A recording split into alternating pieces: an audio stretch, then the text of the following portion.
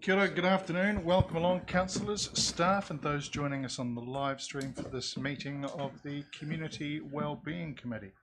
I have apologies from Councillor Kit and Mayor Clark. Would somebody like to move? Leslie and Evelyn. Put that all in favour. Aye. Against, carried. Brings us through there being no... Are there any declarations that anybody has to make? I'm aware of one from Pani, but she'll signify it at the time. And also from me for the same thing. issue. Cool. Just note that at the time, and no need to withdraw from the table, just don't participate in the discussion. That brings us, good afternoon, Manager, to the minutes of the City Centre Heritage Subcommittee. Move those. Councillor Soper, seconded Councillor Arnold. Any matters arising? If not, I'll put that. All in favour? Aye. Against? Carried. Minutes of the last meeting of the Community Wellbeing Committee. Councillor Campbell, I'll move. Seconded Grant. Any matters arising? I'll put that then. All in favour? Aye. Against? Carried.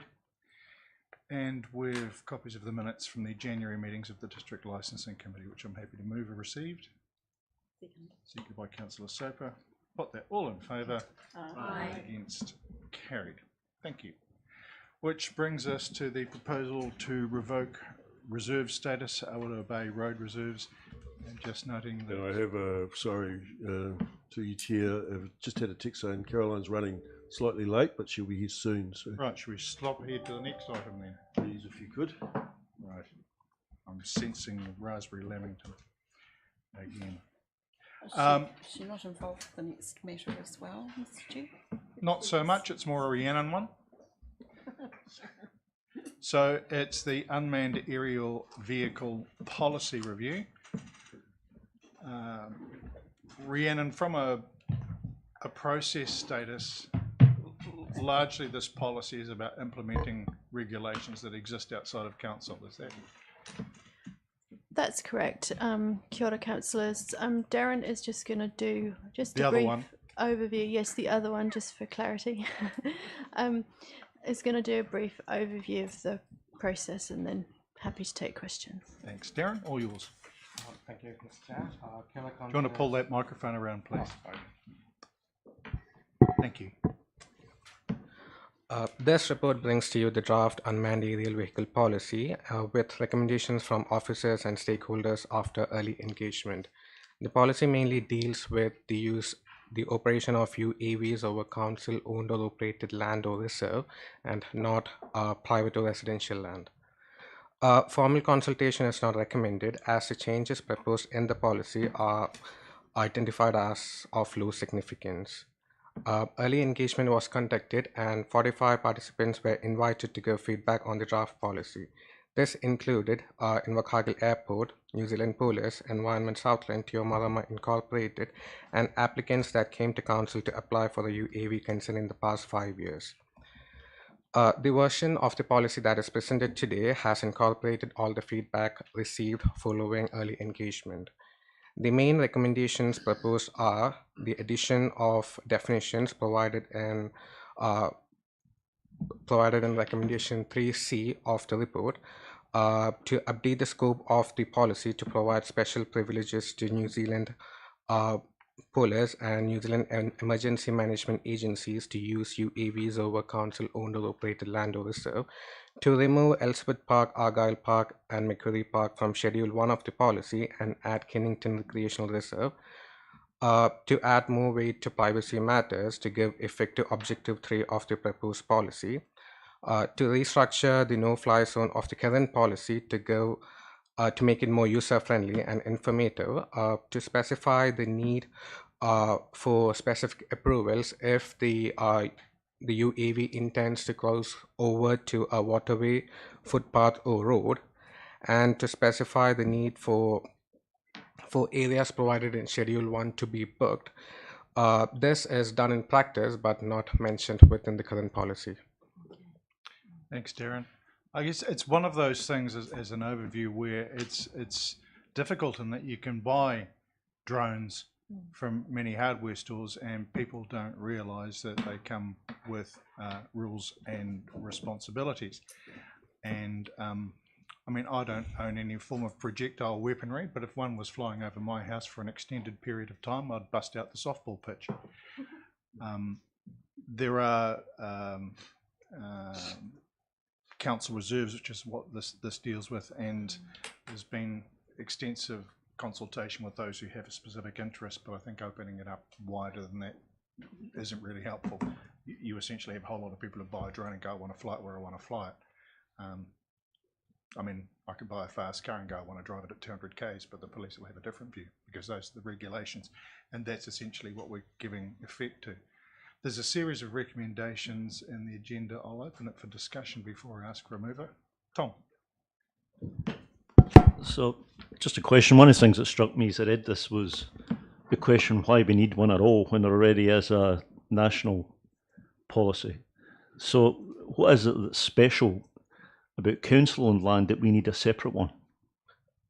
So under the CAA, a permission is required to operate a drone over a land. So in this case, a council land. So this is essentially a guideline, or like what are the things that we need to be aware of when you are planning to operate a UAV over council land.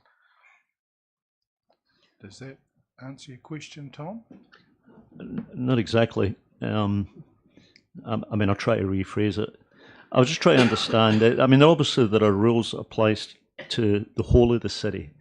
Our land, council land, represents a fraction of the whole of the city. The remaining majority of the city are governed by other laws. So my question was, why can't those laws simply be used for council land too, rather than have a special policy? Rhiannon, would you like to have a bite at that? It's certainly not a legally required policy. Nevertheless, it is common practice amongst most councils to have a clear set policy because many people do wish to use council land for flying drones for various reasons. Most private householders, they're not going to write a policy about how they would respond to somebody flying over their private land, but they would just deal with it with how they want to. But this enables us to be transparent about when we will say, just go ahead, just fly a drone, it's fine, or when actually you need to get permission for a particular piece of land, or when we need to make clear to people who might not be aware that, for example, it's not us, it's Environment South and where there's a waterway, and just being really clear that we're supporting the airport in terms of communication around the pieces of land that are actually under the flight path. And I guess further to that, council adopting a policy is another way of shining light on the fact that there are some regulations that people need to be aware of. Alex. So I'm just trying to find it in the report where I read where it said that we'd gone out to a number of people who were recent users of drones to offer them to read the policy and, you know, help pick it to pieces and see, you know, find some discrepancies and such. But how did you get the list of recent users? Was that the users that had applied to council to ask us if we could, well, ask for permission to fly the council land, or was it from the airport when people put in petition to be able to fly around the airspace? Like where was that user pool generated from? It's the people who came to council to apply for the council's UAV consent. How would we go about capturing those that aren't aware that these guidelines exist? We can't, simply by this process and by shining a light on it. I mean, if somebody goes in and makes a purchase from, say, Harvey Norman, there's no registration process that they have to go through. No. It's just something that UAV users need to be aware of. And it's not on the packaging anywhere. It's in the software attached to the more popular and high spec drones. Yep, but it's like terms and conditions. No, yeah. People tick the box. No, sorry, you literally can't fly without permission from the airport. They literally will not get off the ground unless you've got permission to be able to fly in that particular airspace if you're within a particular radius. So the answer was we didn't get any of those usernames from the airport. Those are people who come through council. Absolutely. We got, as Darren says, we consulted with the list of everybody that's got what had applied to us, but we also did engage with the airport and have had feedback from them, and so they're confident that the policy as it's described is what would meet the needs of people who are approaching them for information. And then obviously, just as with any policy, there's a communication factor as well. So the guidelines have been refreshed, and we'll certainly work with the comms team on making sure people are aware. Cool. Reverend Cook. Yes, thank you, Mr. Chair. I guess my question has partly been answered by your comment, is the shining the light on the issue, because I was interested in the exclusion zone in Bluff, and it's only because I know somebody who has flown a drone over our marae, has excellent footage, but I would imagine is within the exclusion zone for the helipad. And so to the point that Councillor Crackett made, I'm not sure whether all the equipment is actually frozen and can't fly, because otherwise I wouldn't have thought that particular drone would have been able to go where it went. However, I do think that, as well as policy that pertains to our lands and highlighting the issues with other interested parties, we have an obligation to our citizens to make sure that where possible they are complying with legislation. So everything that we do that highlights to them that there may be a permission that they need to have, that there may be other affected parties that they have not considered, we're doing our community a service by highlighting those issues, not just protecting our interests or the safety concerns of whoever, respecting people's personal privacy and wishing that I could see your softball arm in action. I do think I have heard other people say, and I have seen it at the end of Tramway Road, where there has been considerable drone activity at times, that people have commented on how annoying it is. Can't say it's affected me, but if we are drawing our citizens' attention to the fact that it isn't just open slather just because you can afford to buy one, that there are courtesies and regulations that you have to follow, we're doing the whole community a service. So I thank you for your work. I must admit that it was a bit more information than I thought I was going to see. Councillor Soper. Thanks, Mr. Chair. It's a comprehensive and almost international in scope policy, I have to say. And I actually think one of the values of it, from the point of view of public communication, is that the public are hearing we've got the policy. And I thought it was particularly of interest, probably to a lot of people, that we've taken Elizabeth Park and Argyll Park out of Schedule 1 and put Kennington in. That alone, I think, is worth the advertisement and the chat around the table, because it's actually telling people that Elizabeth Park and Argyll Park do not need the application under Schedule 1, which I think is a useful piece of information for members of the public to know about of itself. You've somewhere to go. Yeah, congratulations. It's a comprehensive policy. Thank you. Thank you. Thank you.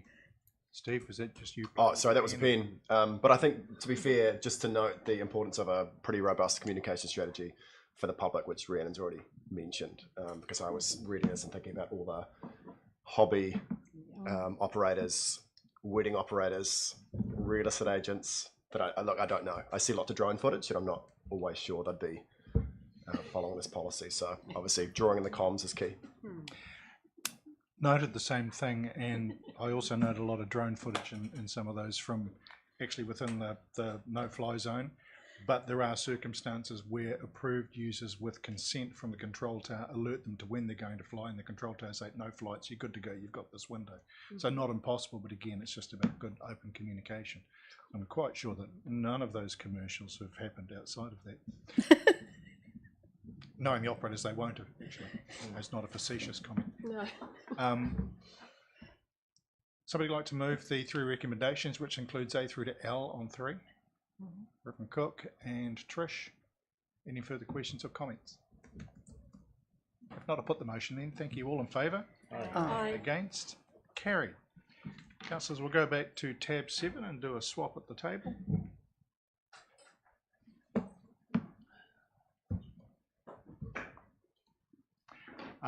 And again, noting that Pania and Evelyn will step aside from any of the discussion around that. Thank you. You have the floor, Caroline.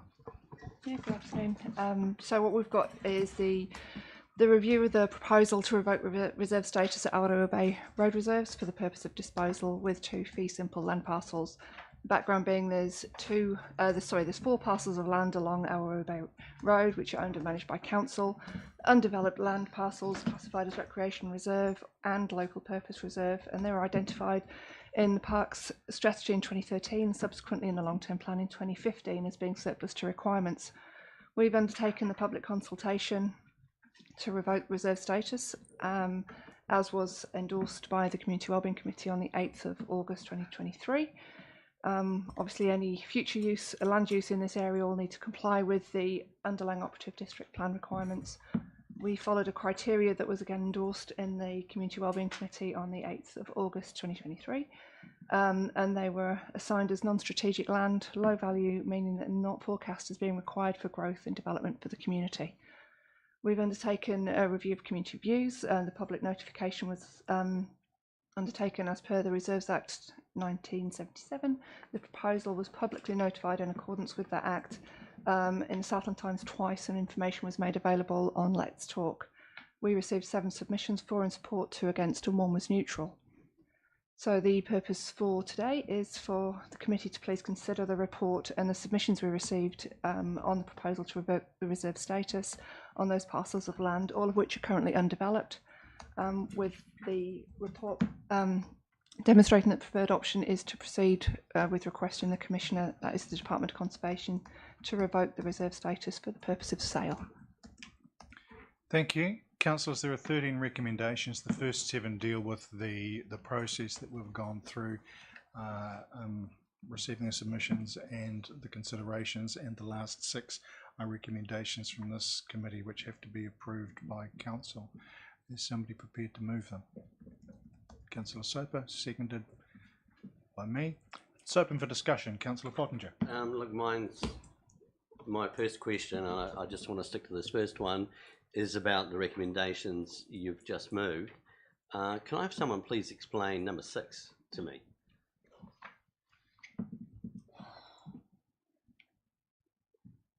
I had a read of it, and I'm just struggling to understand it. So I'm either having a bad day, or can someone please explain it to me? Probably should have pointed out that we were looking for the allowed accepted options, Councillor Soper, and with that amendment, does that offer you some clarity? No. Okay. So that's about the committee understanding and recognising where council's position is in the process. That's my reading of it. So how do we get that position of council? Well, everything that's gone through there that started back in August of last year. So the first 7, I think, recommendations are about our process through the previous meeting, the submission process, the hearings of those, and everything to this point. The following 6 recommendations from this committee through to council.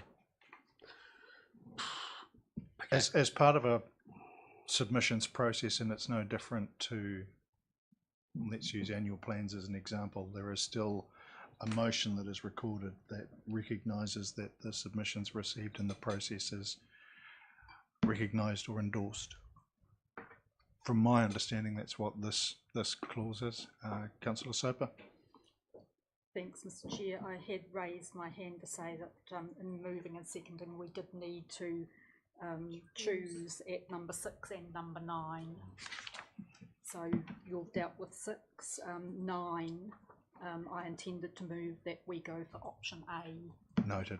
Yeah. And I guess my query came about because it uses the word council, not this committee? And generally, obviously, committees, from my knowledge, we recommend to council.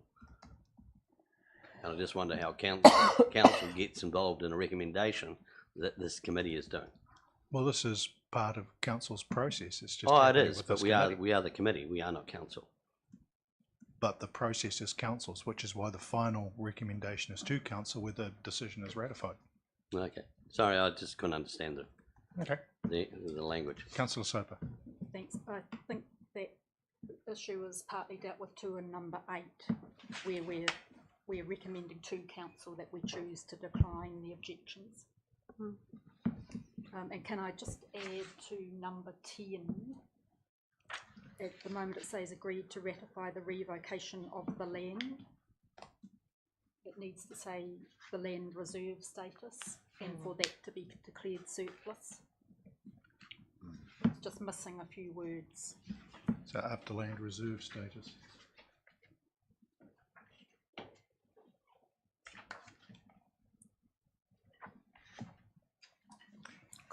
And be declared surplus. And that the land be declared surplus.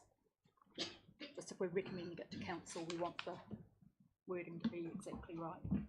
Thanks, Leslie. Tom. Thanks, Chair. So my question is related to recommendation 6, where we're asked to determine whether we should accept or reject, disallow objections to the revocation.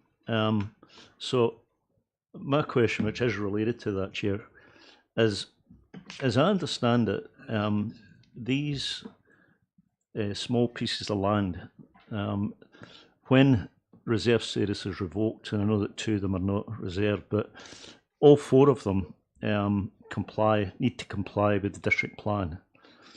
I don't know if it's a question for you, Caroline, or a question for Jonathan. So I'm trying to understand what actually could be done on them. Am I right in thinking it's actually too small to build a house? Jonathan? So through you, Chair, yes, that's currently my understanding. So they're zoned rural, so they require to be a larger size. Right. So going on to comment, I mean, it seems to me when I look at the 4, there are 3 that are contiguous with the house and garden next door. And therefore, as suggested, you would think logically, if anybody's got a use for them, it probably would be the next door house.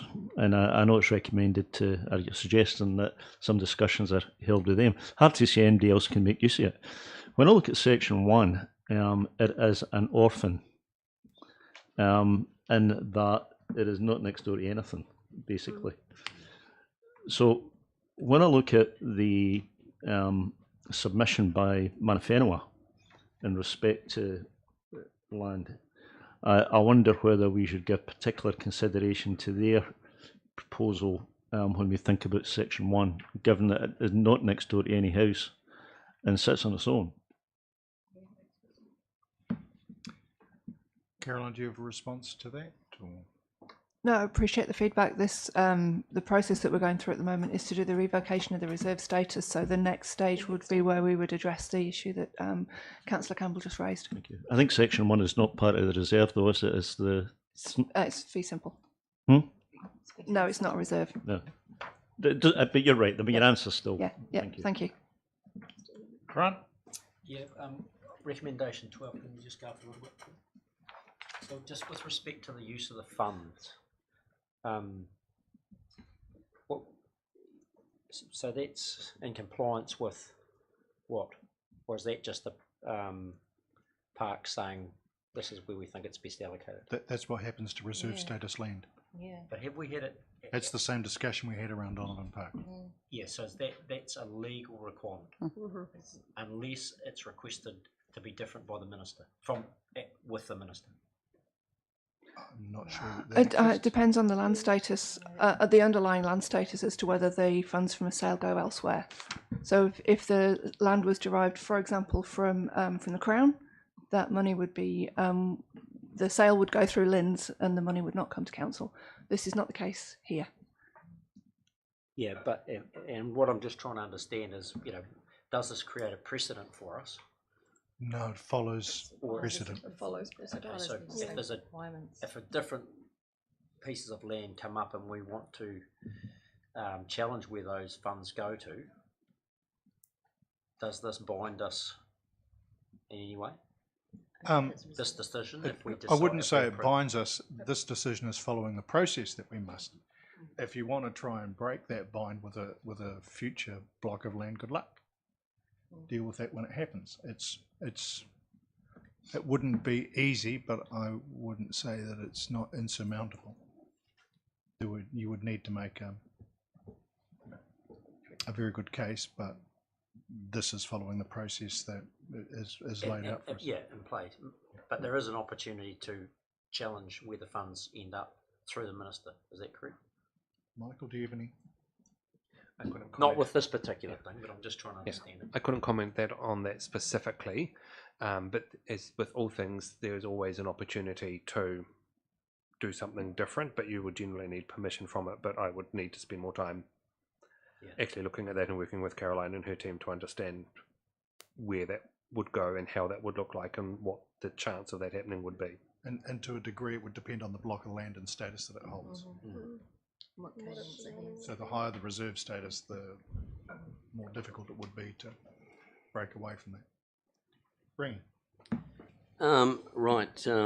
Two comments. First one, under the heading of legal implications, it talks about encroachment of some of the neighbouring properties onto these particular parcels of land. And when you look at the Invercargill map, it's got from the 2022 aerial mapping, it shows in detail how a couple of the sections have spilled over, and in fact one has dwellings on it. Now, when we, obviously it says there that encroachments have to be removed or whatever, how do we know about land contamination? How do we know that someone hasn't parked something there, stored something there when we come to sell it? Because obviously we'd assume there is no contamination, but is it our job to, when we put it on the market, to know that it's contamination free, or is it buyer beware? That's my first question. I have another one after that. Who'd like a bite at that one? There's a part of me that says it should be buyer beware, but it would depend on the activity that's been taking place on the property. Well, that's what I mean. How do we find out? Yeah, but that said, there could have been activity taking place on that property that wasn't permitted. That's what I may be hinting at. The word encroachment sort of says that. No, encroachment is different. That's physically moving onto it, but the contamination would come from an activity. Encroachment doesn't necessarily imply contamination. Okay. Leave that one then. But if somebody was buying it, you would assume they would go and have a look at it, and if there's a whole lot of dead cars lying on there, you'd start to wonder if there was a degree of contamination that had come from them. Okay. Not completely. Yep. The second one is under the heading of climate change. Now, again, with these aerial maps we have are fantastic because we've got two. We've got one from 1951 and we've got one from 2022. And it shows the rapid retreat of the sand dunes between those sections and the ocean. Unfortunately, under climate change, it really doesn't mention anything about the potential hazard area that this area would be in. And if you only have to look at that map, that's 70 years worth of movement, and it's quite noticeable. So sand dunes, by their very nature, and this is established through resource management, and in fact a hearing I've dealt with, move. Oh, they do, but if you're a climate change fanatic, you could argue the other way. No relevance under the RMA, sorry. But I'm just saying there's no concern about the sea level rise in that area for us selling sections in an area that may be hazardous for that. My answer to that would be it would be covered under the district plan, understanding what the regulations are through there. So again, buyer beware. Not predominantly. Leslie. I was just going to comment, the sand dunes in that area have changed so many times over the years that you could pick almost any 2 points in the history and have a different scenario. So it's been a rocky shore, it's been sand dunes, it's been a rocky shore again, it's been part sand dunes, part rocky shore. It has changed profoundly, so that you've got the 50s and the 2022, you could have had the 70s and 2019, and you will probably have got quite different photographs for that area. The changes have been profound because of where it is. From a coastal perspective, under sea level rise, it depends also on the terrain that surrounds it and the angle that it's coming at. So if it was flat, you would have to say there is potential for sea level rise to have an effect. However, it's heavily sloping. But then again, look at Blue Cliffs. It depends on the angle that the sea's coming in and the level of erosion. That's okay. No, I just had to ask the question. So again, buyer beware, and we don't have to worry about that. Thank you. Ever the salesman. Any other questions or points? Okay, with those clarifications in the motions, I'll put that all in favour. Aye. Aye. Against? Carried, and noting the abstention of Pania and Evelyn. Mr. Chair, you only moved 1 to 6, Councillor Soper. You have to do the rest. You have to do the rest. I thought we moved them all. I noted the first 7, whereas this process and the final 16. So I had picked up. No, but my apologies. Happy to move 8 to 12. No, I'm hugely confident in the motion. But I'm sure we moved them all. But for process, yep, same again. Put that all in favour. Aye. Against? Carried. Thanks. Thank you. Civic Awards. This follows on from a process that we discussed at Council earlier. Rhiannon, we've looked at how we can progress things, and there's a series of recommendations in here.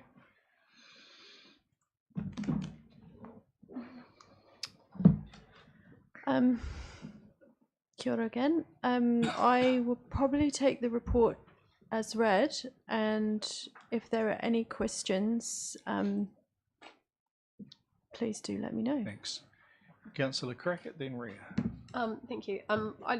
When we're undertaking something like this, and I know the report asks us to think whether or not we'd like to do this annually or triennially, but I would have thought that there might have been an indicative cost breakdown as to what that event is running this is going to cost us, because you've got your promotion of it, you've got your man hours, you've got your hire fee for the civic, you've got your food cost, you've got your trophies.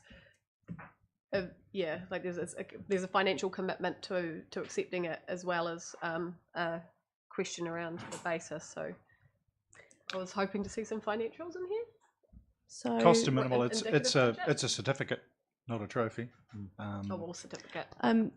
Absolutely. The cost indication was given in the previous report that went to council, and then council delegated to this committee to make the determination. So it isn't a massive amount. It's you're absolutely correct, councillor. All of those costs that you've indicated would need to be covered. It's in the order of around 5,000.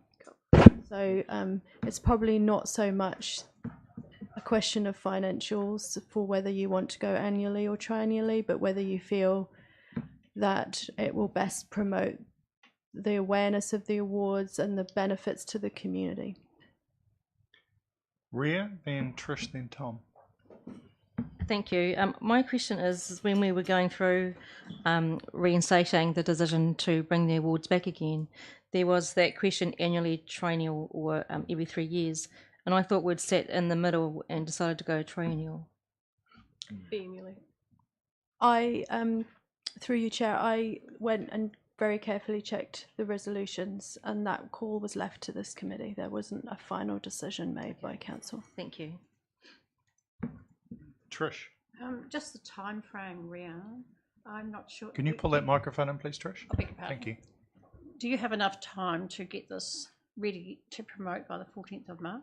Yes. You do. Seems pretty quick. Michelle is all organised and ready to hit go. Tom. Sorry, I don't think I can turn this into a question. It's a comment, I guess. But I don't think we should underestimate the cost is the wrong word, but certainly the time commitment that's involved in doing this sort of thing properly.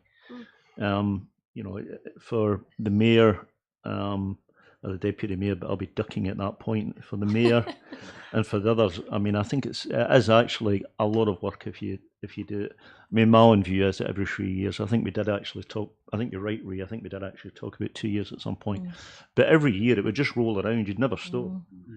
You'd never Agree. stop. It does make it a little less special. Grant, sorry. Yeah, I'm in support of this. I think it's great that we celebrate, those people in our community that do wonderful things, and we've got a heck of a lot of those people, and I'm so real supportive of it. I probably am supportive of the triennial basis, and I think that may give some more mana to the award. But equally, there's a bit of a challenge in there in keeping up with those people that do great things between the awards, so that we can make sure we capture them. So, but yeah, very supportive. I think it's a thing we should do in our community. Thanks, Grant. I think you'll find next year that you'll realise that trienniums run pretty quickly. Yeah, yeah. And get But faster. don't forget anyone. Okay, as the instigator, I mean, I'm obviously very supportive of it. Again, I feel that triennial is a better way to go, simply because of some of the points that are raised, the draw on staff time and resource, but also that it elevates the mana of the process. So I'm prepared to move the recommendations with recommendation 4 being triennial. Ria, thank you. Any further comments? If not, I'll put the motion. All in favour? Aye. Against? Carried. Just something to do tomorrow, Michelle? Do you want to now nominate, Mr. Chair, in accordance with number 2, the person from this committee? Yep. Just and potentially how we're going to resolve the Mana Whenua person, whether it's a member of our two Mana Whenua representatives, or whether it's we invite the Runaka to nominate somebody. At the pleasure of council. I mean, I'm willing to step forward if you want, or if somebody else is interested in it. I can't answer Mana Whenua. I think we have to ask them which they would prefer. I was going to say, Mr. Chair, you've had experience, so perhaps you should be the person. Not quite, but thank you. The one time I could have participated, I had a conflict. Oh my gosh. But happy to have a slice at it in this instance. I guess I have an understanding of what some of the criteria were in the past. Do you have a suggestion around what's best for Mana Whenua? Are you happy for us to draw on you, or do we need to go back to which of the Runaka? No, I think something like this, I mean, it's probably easy to draw on us. Yeah. Yeah, if it was something better, that was probably requiring consultation even further, then. Evelyn was pointing at you. You need to get your microphone. No, I wasn't pointing at her. I was going to say something similar. I believe that those are the sorts of issues that we're expected to step up to address. So I don't have a problem. It's just I'm not going to choose which one of us it is, because that's not fair. Mr. Chair. We'll go paper, scissors, rock or something. Yeah. Leslie? To save you the effort, could I nominate the chair of Community Wellbeing Committee to be the councillor representative? I'll second that. Either one of our Mana Whenua reps to be the Mana Whenua rep. And I see that D, committee nominated community representative, with the first participant to be delegated by the chair of the Community Wellbeing Committee. It's going forth and finding some erstwhile person in the community. Asking you as the chair for this first time to. And I would notify the committee before the process began. Today, but yeah. So I guess from a timing perspective, if we have it open for Mana Whenua representatives, and depending on who it fits with most, or there might be a conflict depending on who's nominated, and we'll deal with that at the time. So I'll move the solution to B and C being the chair and one of our Mana Whenua reps, and D left to the chair to advise. Seconded for that. Yep. Tom, thank you. Sorry, I put that all in favour. Aye. Against? Carried. Thank you for your forbearance in that. And that brings us to the activities report. Any questions on specific areas through the report, councillors? Raise them now or forever hold your peace. I had a question. Trish. Sorry. It's on page 4. Oh, just made some notes here. It's about publicity about the basketball hoop. I haven't heard of this before. And I wonder whether I mean, it's a great thing to happen. I just wonder whether there needs to be some there probably has something like this. Maybe you're not the target market, Trish. I don't believe that, Darren. I'd just like to see it publicised. Yep. It's well used. That's good. But I guess there's the opportunity for some publicity photos around that as well. Grant. Yeah, it's more just a comment. It's on the basketball hoops. I went down to Russell Square there a couple of weekends ago, and just the community that was participating in the basketball hoops, the cooking area, and the pump track that's there, and it just reinforced, you know, how important these sorts of things are. I mean, I was there for about an hour, and there was 8 or 10 people playing basketball the whole time. So good. The one thing that was missing was toilets. We're on to that. We're on to But, that. Echoes the very clear feedback we received at Nahoe Wha. Yeah, but I think this is a great partnership, you know, with Basketball New Zealand, and we should look to try and continue to partner to put these sorts of facilities in our community, because they do bring communities together. So, thanks. Well done. What I was really also, excuse me, I was meaning was that we should acknowledge that partnership and celebrate that, you know, that we're working with them. Yeah. Just to the toilets, the point that was raised at Nahoe Wha, the response was always, oh, well, there's toilets not too far away in South City. And they said, yeah, but that's on the other side of the road and these are children. It's like, good point. Thank you. Yeah. Sorry, somebody had their hand up. Leslie, sorry. On a totally different issue, on page 74 of 81, I'm just interested in the comment about the possibility of utilising the adjacent building to the Scottish Hall. Are we seriously looking at that? Could someone comment on that?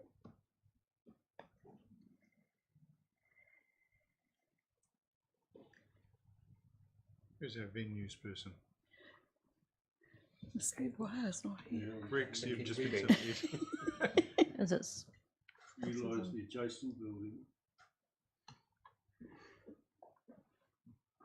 Is that the Old Southland Times paper storage room? do you mean? I'm presuming it means the Old I'll have to Southland follow Times that paper up storage. with the I was just interested to see it there. I hadn't realised we were seriously looking at utilising it. Well, we own it, don't we? Yeah? Yeah, we do, yeah. I understood we did own it, yes. We do, yeah. That's fine. If no one, I was just interested to Thanks, no. hear how far our thinking might have gone on that. So. We'll come back with that. Thanks, Leslie. Thanks. Any other items under the activities report anybody wishes to raise? Steve? Oh, just on Scottish Hall, just want to acknowledge the work that Gemma had done with the Youth Council over the weekend. I went to the Umbrella Market and it was great to see the space being used by the Youth Council. And I think it was a bit of a surprise because initially there was a B plan was postponement to the Sunday. At least it was on the Monday when I interviewed some of the youth councillors.